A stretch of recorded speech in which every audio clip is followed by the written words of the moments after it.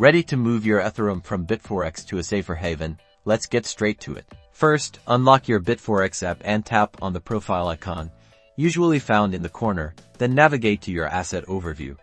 You'll see a list of your crypto holdings, find Ethereum and click on it. Now, you'll see options for deposit, withdrawal, and transfer obviously.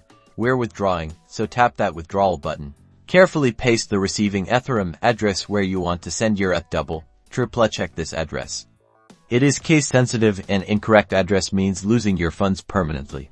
Enter the amount of Ethereum you wish to withdraw. Take note of the withdrawal fee which varies depending on network congestion. You will now see the details of your transfer. Review the information and click confirm. Bitforex may require you to enter your 2FA code or other security confirmation. Complete these steps. And that's it.